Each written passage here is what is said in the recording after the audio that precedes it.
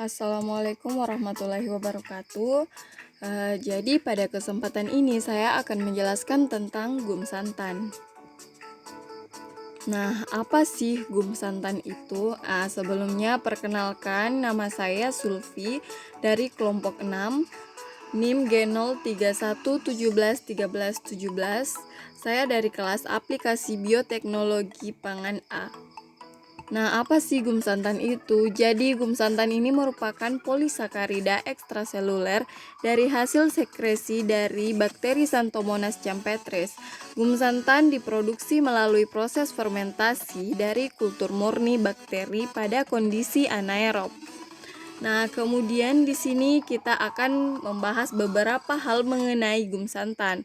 Nah, yang pertama substrat, yang kedua mikroba yang digunakan dalam pembentukan gum santan, yang ketiga mekanisme kerja mikroba, yang keempat fungsi bahan pembuatan gum santan, yang kelima prosedur pembuatan gum santan, yang keenam kegunaan gum santan, dan yang terakhir hasil gum santan. Nah, pertama kita bahas tentang substrat. Jadi, apa sih substrat itu? Substrat itu merupakan komponen utama yang dibutuhkan suatu mikroorganisme untuk pertumbuhannya. Nah, substrat untuk memproduksi gum santan sendiri memerlukan nutrisi makro seperti karbon dan nitrogen, serta nutrisi mikro seperti kalium, fosfat, dan kalsium. Adapun konsentrasi optimal sumber karbon yang digunakan direkomendasikan setara 2-4% glukosa.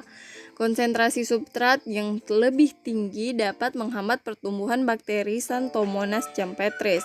Nitrogen merupakan nutrisi penting yang yang tersedia pada media fermentasi dalam pembuatan gum santan dalam jumlah yang terkontrol.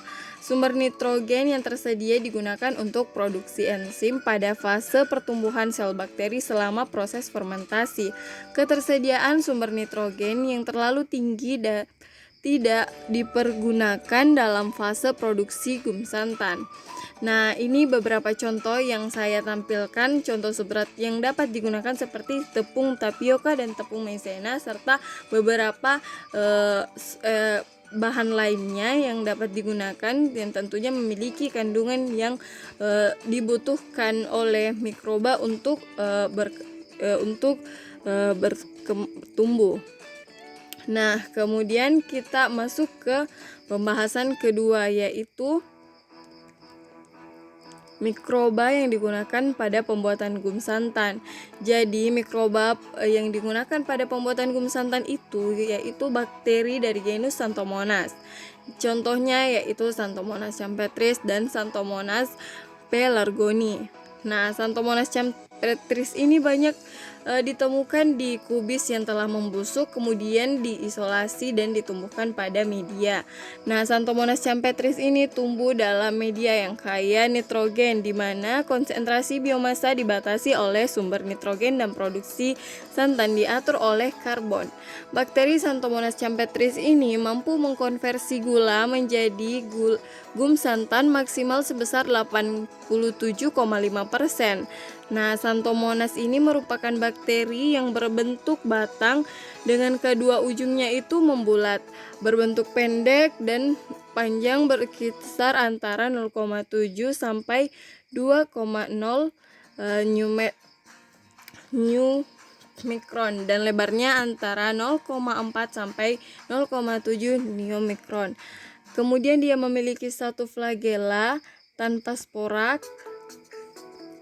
Nah, kemudian ciri khas dari genus Xanthomonas ini memiliki koloni berlendir dan menghasilkan pigmen berwarna kuning yang merupakan pigmen xanthomonadin. Kemudian bentuk koloni pada medium biakannya itu dapat dilihat di slide, berbentuk bulat, cembung, dan memiliki diameter 1,1 sampai 3 mm. Kemudian Suhu optimum untuk pertumbuhan Xanthomonas itu antara 25 derajat Celcius sampai 30 derajat Celcius, dan suhu minimumnya itu berkisar antara 5 derajat Celcius sampai 10 derajat Celcius.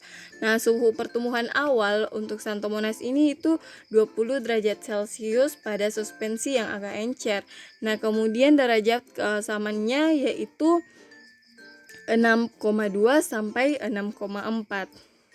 Kemudian kita melangkah ke pembahasan selanjutnya, yaitu mekanisme kerja mikroba. Dapat dilihat di slide, ini merupakan jalur metabolisme dari sintesis gum santan dan metabolisme glukosa pada Xanthomonas champetris. Peta jalur metabolisme Xanthomonas champetris ini pada gambar ini tidak ada glukonat karena tidak adanya glukonat dehidrogenase yang ditemukan di jalur periplasma, maka Xanthomonas champetris mengkondisikan glukosa menjadi glukosa 6-fosfat atau GLC6P langsung di membran sitoplasma tanpa menghasilkan glukonat.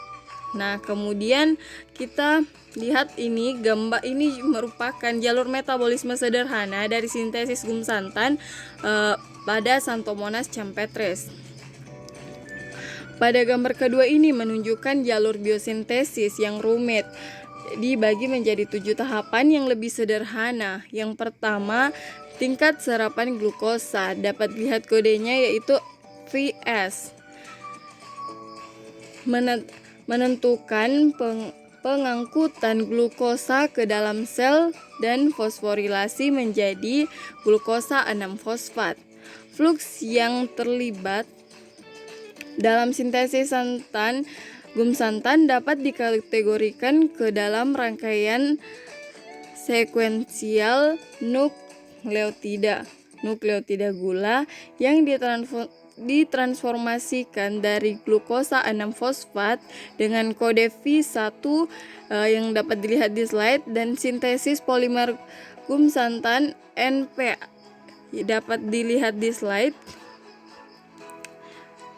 Kemudian di sisi lain beberapa glukosa 6-fosfat dapat disalurkan ke jalur Dewdorf atau dengan kode V2 dan berakhir dengan produksi PEP yang kemudian dapat disuspektasikan menjadi pirufat dengan kita dapat lihat dengan kode V3. Kemudian pirufat jalur jelas merupakan senyawa intermediate yang selanjutnya akan masuk ke jalur metabolisme lain.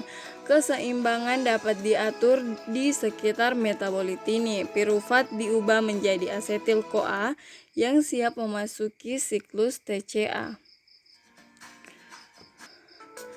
Nah, kemudian kita akan membahas fungsi bahan pembuatan dari gum santan ini. Dapat dilihat di slide. Yang pertama yaitu bakteri Xanthomonas. Jadi bakteri ini digunakan sebagai biakan mikroorganisme untuk melakukan fermentasi, di mana dia akan mengubah substrat menjadi produk. Kemudian alkohol ini digunakan untuk mengendapkan atau memisahkan gum santan dengan komponen lainnya. Kemudian gula putih atau gula pasir ini digunakan sebagai sumber karbon. Kemudian yang keempat yaitu asam glutamat. Asam glutamat ini digunakan sebagai sumber nitrogen. Yang kelima yaitu K2H4 HPO4. Ini digunakan sebagai garam organik yang merupakan elemen kunci dalam pengendalian metabolisme sel. Kemudian yang keenam yaitu asam sitrat. Asam sitrat ini digunakan untuk mengatur pH. Nah, kemudian aquades. Aquades ini digunakan untuk membuat suspensi. Nah, selanjutnya kita melangkah ke prosedur dan fungsi lengkap pembuatan gum santan. Yang pertama itu menyediakan substrat atau bisa digunakan tapioka atau tepung maizena, kemudian ditimbang sesuai perlakuan. Untuk mengetahui perlakuan di mana yang memiliki efek terhadap produksi gum santan. Kemudian yang kedua, membuat suspensi maizena atau tapioka dalam 20 ml Aquades. Kemudian yang ketiga yaitu ditambahkan gula, asam sitrat, asam glutamat, KH2PO4 ini untuk mengatur kebutuhan nutrisi pada proses fermentasi sehingga berjalan dengan lancar. Kemudian yang keempat yaitu sterilisasi untuk membunuh mikroorganisme pengganggu pada saat fermentasi. Kemudian proses atau langkah yang kelima yaitu penambahan suspensi bakteri Xanthomonas champetris sebanyak 10 ml atau 5%. Nah, ini untuk melakukan fermentasi atau mengubah substrat menjadi gum santan. Kemudian yang keenam yaitu fermentasi di water bath dengan suhu 28 derajat Celcius, agitasi 600 rpm selama 5 sampai 7 hari. Nah, kenapa digunakan suhu itu? Karena suhu optimum untuk pertumbuhan Xanthomonas itu antara 25 derajat Celcius sampai 30 derajat Celcius. Kemudian pengadukan 600 rpm merupakan pengadukan yang umum digunakan dalam produksi gum santan. Kemudian lama fermentasi yaitu 5-7 karena mikroorganisme sudah menghasilkan gum santan pada jangka waktu tersebut. Nah, ini tergantung dari bagaimana perlakuan yang akan diberikan pada pembuatan gum santan yang akan kita teliti. Kemudian langkah selanjutnya yaitu gum santan yang ketujuh yaitu gum santan yang diperoleh dikeringkan dengan spray dryer. Ini untuk menghitung nantinya berat akhir yang dihasilkan. Kemudian tahap ke-8 yaitu penghitungan rendemen. Penghitungan rendemen ini dapat menggunakan rumus berat hasil gum santan per berat substrat dikali 100%. Nah, kita melangkah ke pembahasan selanjutnya yaitu kegunaan gum santan. Nah, jadi kegunaan gum santan ini dalam industri pangan dapat digunakan sebagai bahan pengental, agen penstabil dan bahan pengerekat. Adapun digunakan pada bidang lain seperti dia dapat digunakan dalam industri cat, industri odol dan farmasi. Nah, kemudian dapat dilihat di slide bagaimana hasil produksi gum santan. Jadi hasil produksi gum santan ini dapat dipengaruhi oleh substrat yang digunakan. Dapat dilihat di slide bahwa penggunaan substrat yang berbeda dapat menghasilkan rendemen yang berbeda pula. Kemudian yang selanjutnya ini saya tabel pengaruh penggunaan beberapa sumber nitrogen pada produksi gum santan. Nah, perbedaan sumber nitrogen juga dapat menghasilkan konsentrasi yang berbeda pula pada gum santan yang dihasilkan. Dapat dilihat di tabel.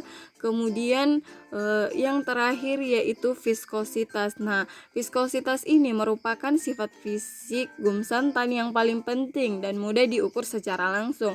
Nah, viskositas yang tinggi menunjukkan kualitas gum santan yang baik. Laju pengadukan yang lebih rendah akan memproduksi peningkatan viskositas yang lebih tinggi. Dengan laju pengadukan 10 rpm diperoleh peningkatan viskositas 2 kali lebih besar dibandingkan dengan laju pengadukan 150 rpm. Hal ini mungkin disebabkan oleh turunnya jumlah oksigen yang terlarut di dalam larutan kultivasi. Penurunan oksigen akan berakibat pada tingkat stres yang lebih tinggi bagi sel dan ini mungkin dapat memicu sel untuk membentuk gum santan. Laju pengadukan merupakan salah satu faktor yang mempengaruhi kualitas produk. Telah ditunjukkan bahwa laju pengadukan yang rendah menghasilkan produk yang lebih berkualitas. Nah, ini beberapa daftar pustaka yang saya gunakan dalam pembuatan video ini. Terima kasih atas kesempatannya.